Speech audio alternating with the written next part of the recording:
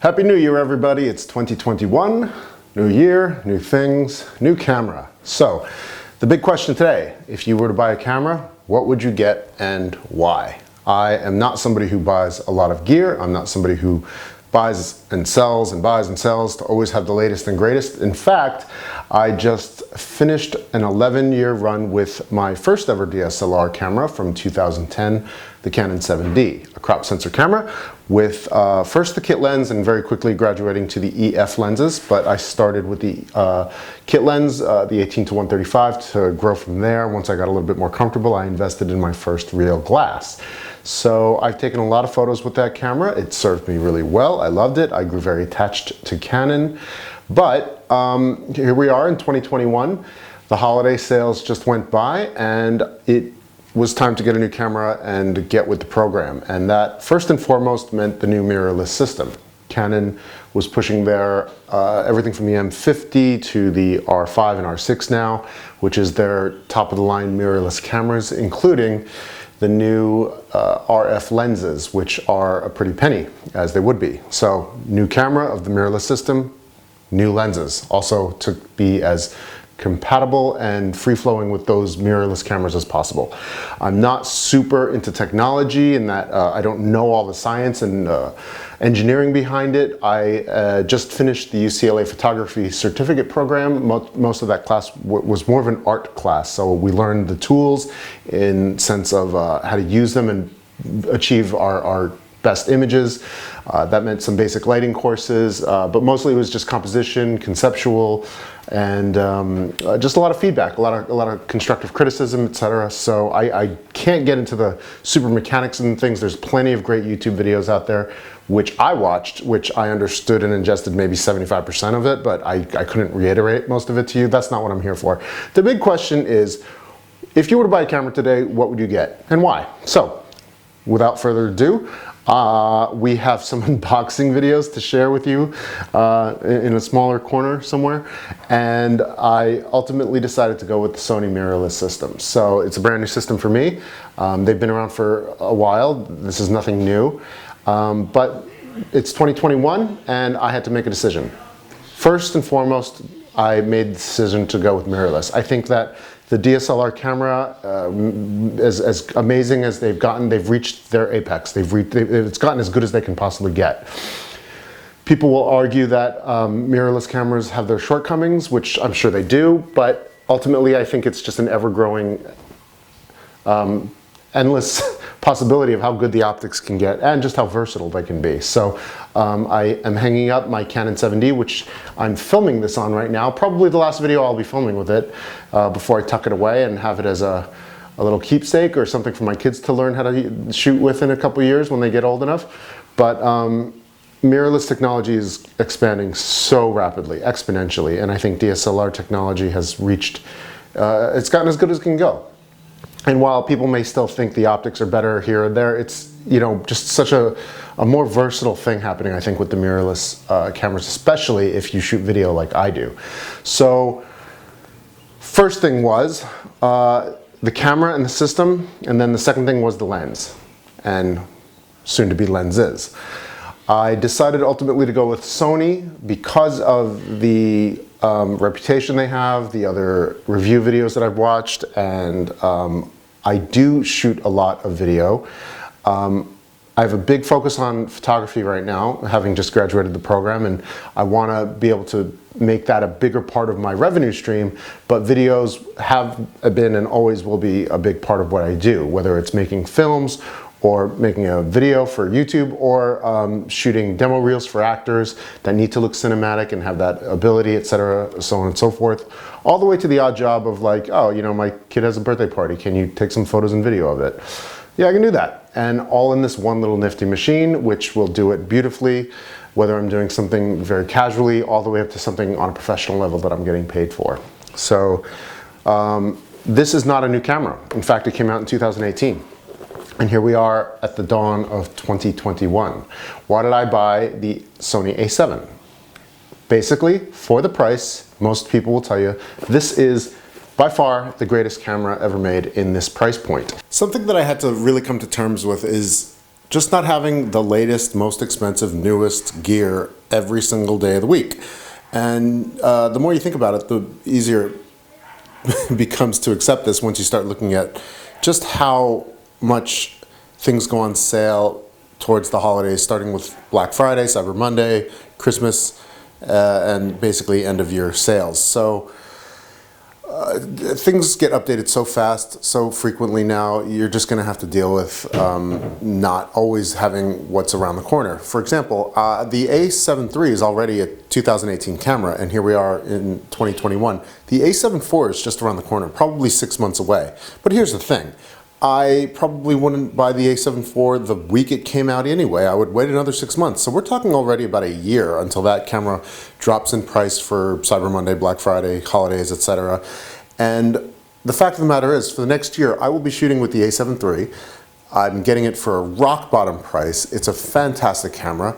And come next year, if I decide to buy the A7 IV, I can do one of two things. I can either sell my A7 III to get some money and invest that into the A7 IV, or I can hang on to my A7 III and have my second camera, because I often do shoots where two cameras are incredibly useful and necessary, or I will have my A7 IV and my A7 III as a backup, because having a backup camera is also vital. If I get to shoot another wedding, I might have my wide-angle lens on one and my zoom telephoto lens on the other.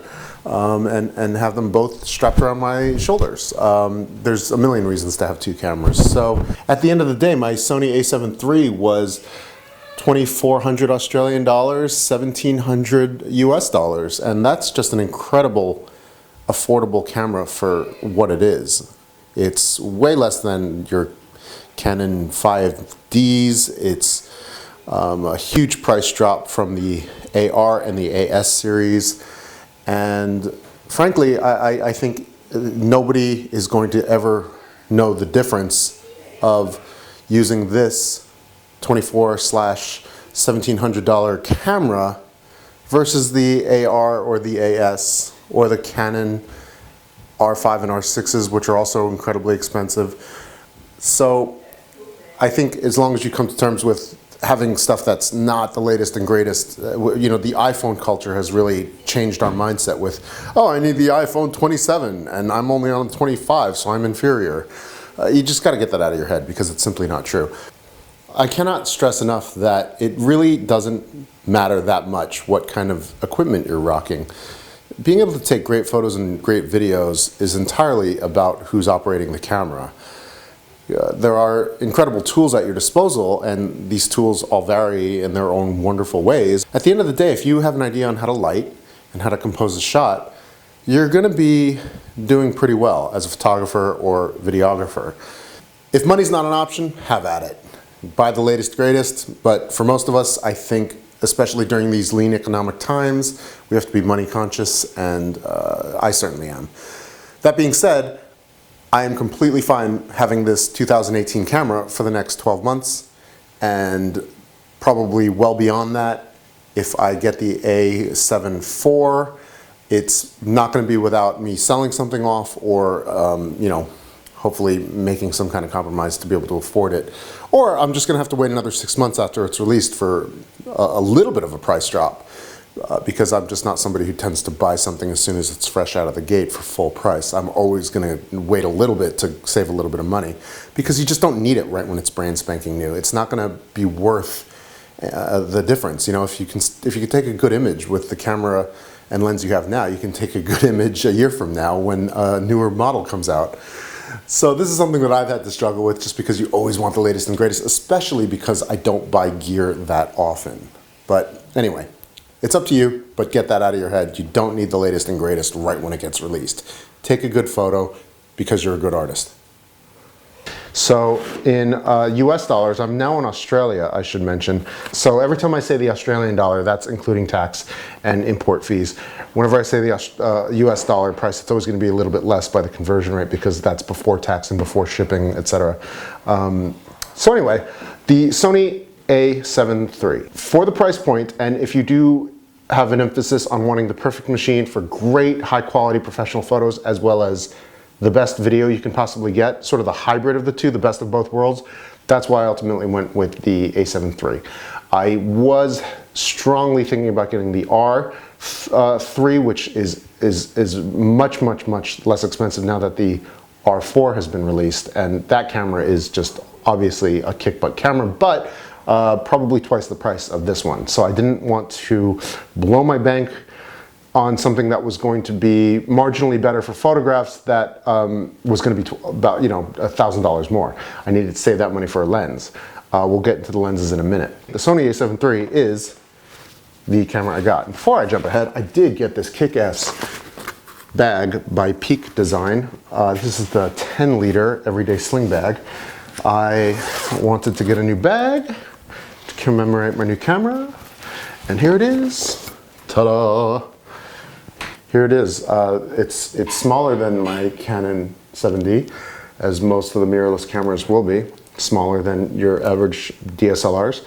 And the lens I ultimately got for my first lens is going to be the lens that I use the most, and that is the 24-70 2.8. I had the equivalent Canon EF glass, and I almost went with the Sony GM, but ultimately I decided to go with the Sigma after watching a lot of different YouTube videos about that. Sigma is a third-party brand, Tamron, Sigma, those kinds of off-brand lenses that are often going to be a little bit less expensive, or a lot less expensive in some cases, and sometimes equally as good. They may never be 100% up to the expectations of the name brand ones, but that's what you get. But you're going to save a ton of money for something that maybe won't even be perceptible. If you are shooting, you know, weddings and charging $5,000, obviously, you know, you're gonna maybe be a little bit more particular. If you're shooting for magazines and being published every week and it's part of your job and you can afford the name brand most expensive stuff, then have at it. You don't need to, you probably won't even be watching this video. I'm making a video for people sort of doing what I'm doing or looking to do what I'm doing, which is working. I have a degree, I'm making art, I'm making money, and I'm making videos. So sometimes it's casual, sometimes it's professional. I'm not somebody who's you know, working every single week for huge clients and making thousands of dollars with it yet. I'll be shooting headshots one week, I'll be asked to shoot a party the next week for photos and video. Then I'll get a phone call and they'll say, hey, can you shoot a video and document the video game convention at the convention center and do some interviews. So I'll need to bring my audio gear and a light and shoot some video for 10 hours for the day. Then a friend of mine will say, hey, we're making a movie, or I'll say, hey, I have an idea for a movie and we're gonna rig it up, make it, put some cinema lenses on it and make a movie or a documentary. So anyway, if you're anything like me and you're doing a little bit of everything, I think the a7 III for its price point was the best choice. I really was thinking about going with the Canons and keeping my lenses and getting a converter, but because, like I said, about the mirrorless technology, I went with, I'm gonna have to sell my EF lenses and get a new RF lens, mirrorless lens, because, you know, you just want it to be compatible as possible with the autofocus, with everything else that it has to offer. I just didn't want to deal with converters. I thought about it, they make great ones, they've obviously thought things through and made these adapters, but you know what, I just want to have the lens and the camera and a job, something to shoot. That's all I wanted to do. So ultimately I wanted to get mirrorless lenses to go with the mirrorless camera, and so I kind of just wiped the slate clean with Canon and said, okay, I don't have to be married to Canon. The R5 and the R6 are getting some good reviews. There's a lot of people who are saying all kinds of things about battery life and overheating. I'm sure that's the case. I've experienced overheating with my Canons a lot. It's not to say that the Sony won't, but I haven't read as much about it. I've heard more complaints about the menu settings being complicated, but they compensate with that with all the custom function buttons. And I've also heard that the battery life is something to be desired. I only shot one day with this yesterday, my 2-year-old's birthday yesterday. It arrived that morning. So I did some casual shooting there, and I came across an interesting new hiccup. Along with my camera being from 2010, my iMac was also from 2010. I am working with a dinosaur. Like I said, I don't buy and sell gear all the time. I make an investment, and I stick with it. So I very quickly learned that my 2010 iMac doesn't, and the version of Lightroom that I have on it doesn't read these RAW files, but it's time to upgrade my computer too. So I did make a sizable investment between the camera, the lens, and a new iMac. What else can I say? The Canon R5, the R6, if that's what you want to go with, great.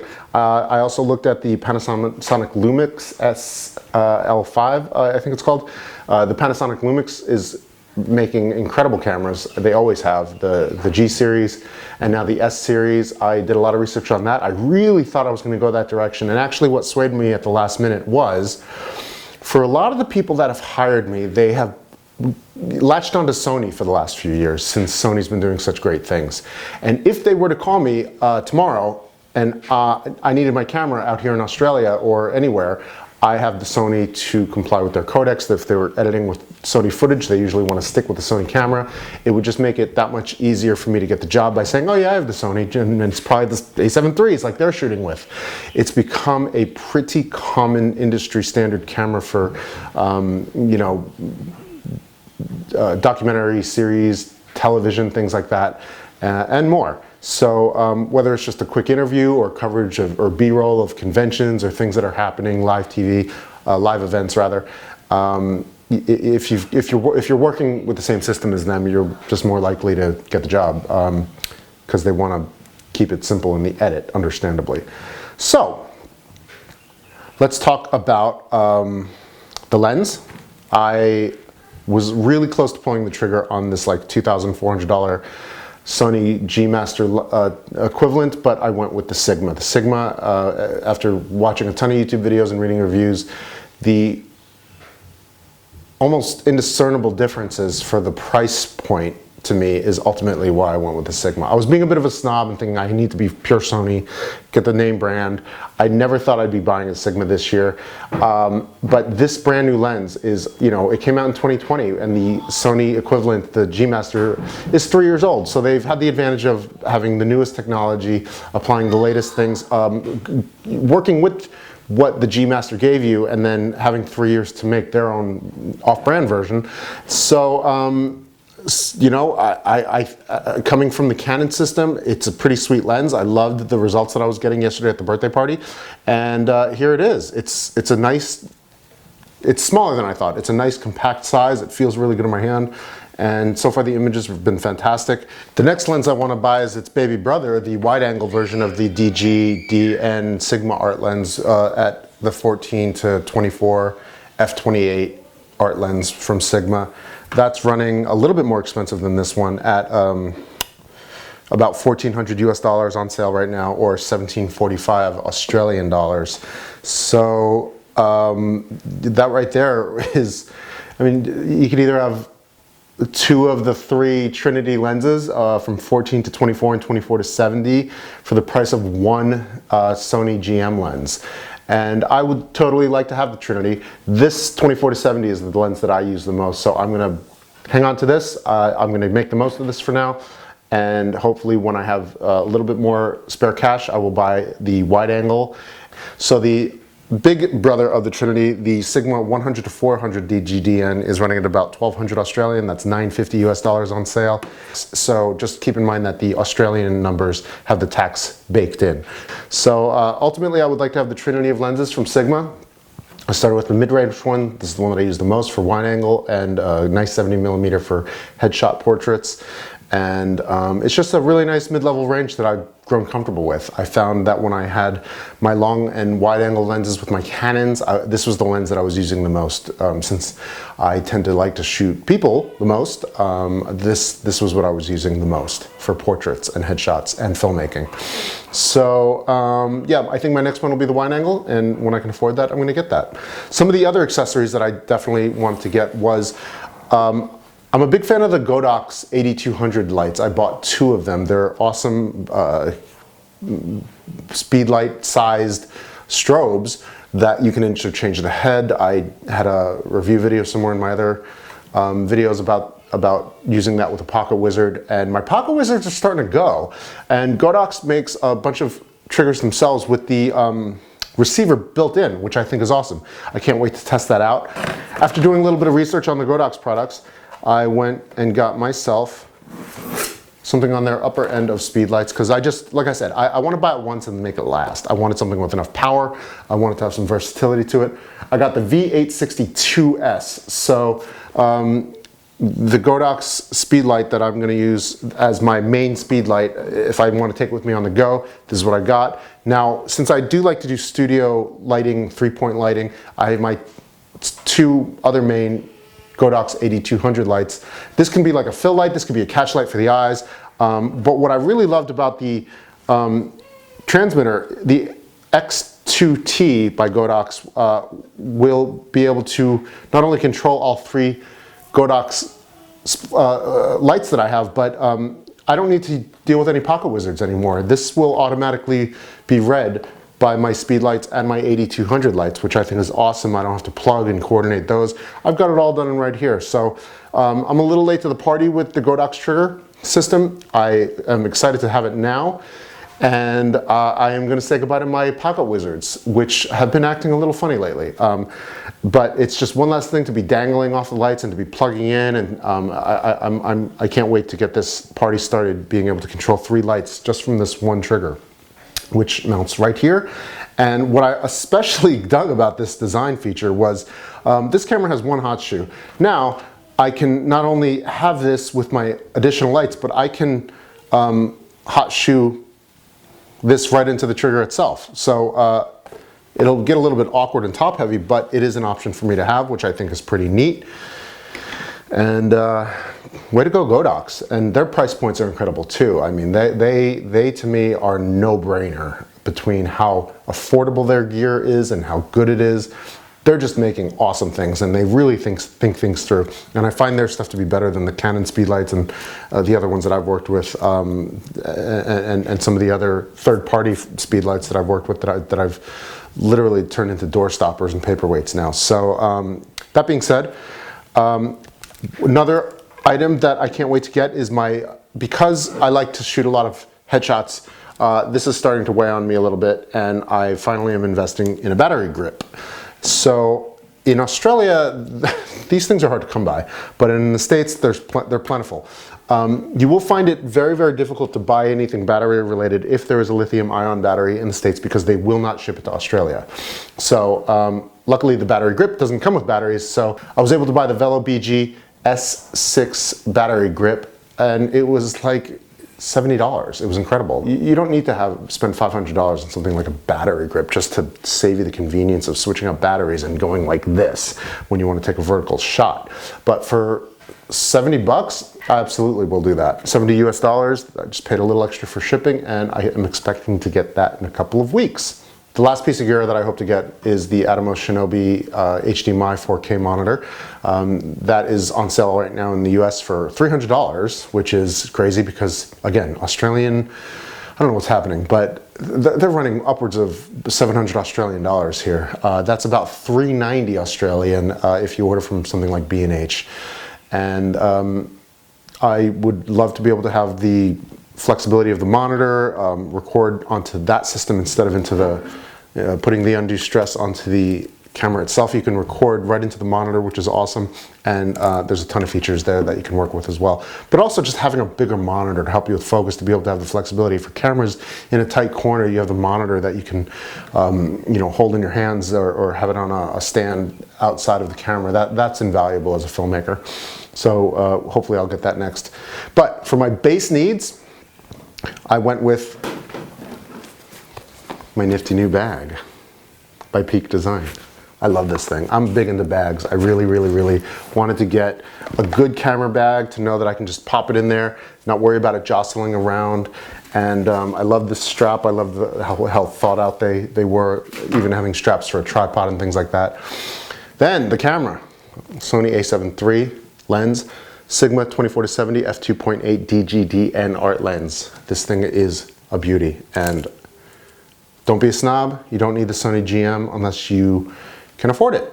then by all means, buy it. One last little detail that I also got was a hand grip. These are plentiful. I got something with a nice pad to it because being able to have it securely in your hand is important, especially when you're shooting events.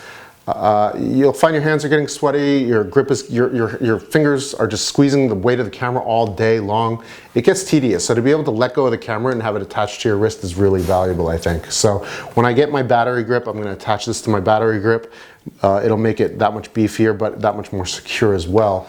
So this is a $40 hand grip, which I find very comfortable so far. I can't wait to test it out with my Velo battery grip and finally go and shoot an event or spend a day filmmaking or anything.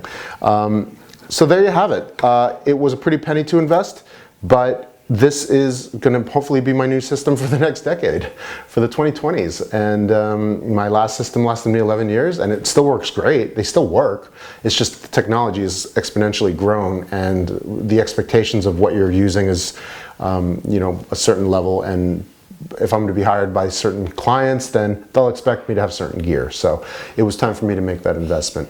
But as a recent graduate of the photo certificate program at UCLA, I absolutely wanted to mark that occasion and pat myself on the back, get myself a new system, and start shooting on a professional level. And I felt that the A7 III was the camera to get, since I do need something that shoots video as well. And rather than buy two separate cameras that are going to cost me a lot of money, this is the guy where it will give you the best of both worlds. The Sigma 100-400 DGDM that's out right now, it's running about 1,200 Australian, 950 US dollars.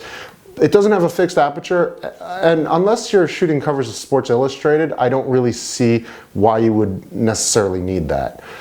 I mean, let's be real. We all like that fixed aperture, that fast lens, but when you're at 400, you're not going to be shooting at 2.8. I don't think you will be anyway. Good luck trying to maintain focus. I mean, there's going to be so much shake, even with the image stabilization. I just don't see, if you're trying to capture anything, unless you're a spy, I imagine whatever it is you're shooting at 400 will be moving. So couple that, I can't imagine you'd be shooting under 5.6 anyway. And you'd probably be outside too. And hopefully there should be plenty of light to shoot 5.6 outside. So I don't think, you know, holding your breath for 2.8 and spending the extra money for it is necessarily that important for a lens that's 100-400. If I had the option to buy yet even another lens, I might want to buy an 85mm prime, because that is a really gorgeous focal length for headshots. That's like the perfect length for headshots, I think. You don't want to shoot headshots in a wide angle. I shoot all my headshots 50 and above. And it's just a little bit more flattering, and the expectation to shoot with a long lens for a headshot is there as well. When you start to go wide angle for something like a headshot, it'll make your face rounder and, you know, more fisheye-like. So you don't want to do that when you're trying to look your best for acting jobs and performance jobs. So that's why I went with the 24-70, because I'm going to be using that 70 a lot. And also if I wanted to buy any lens for that specific reason, if I was shooting a lot of headshots, I would probably invest in something that had that 85 in there as well. But 70 is also great. I've shot a lot of headshots. I've shot all my headshots at 70, and I think they look pretty good. All right, so that's about it. Happy New Year, happy 2021. Hope it's better to you than 2020, and get shooting, you know. The last thing I'll say is this is also my first full frame camera and full frame system. I've been shooting on a crop sensor with the 7D for 10 years, and it was time to go full frame. And even with the 7D, I never bought the 5D because I just didn't have the money. And I was taking perfectly good photos with the 7D. Ultimately, the gear is not as important as the photographer's ability to frame and capture a good image. So don't think that you need to have the latest, greatest, most expensive name brand gear for everything, because you don't. I hope this was helpful. I want to give a shout out to all the other YouTube videos and photographers that I watched who are obviously really, really deep in the game and making really beautiful videos and really informative videos. So I hope this has been helpful to you guys. This is just me having a conversation with you guys about what I would buy today and why, and that's what I bought today, and that's why. Have a good one. Happy New Year, everybody. Bye.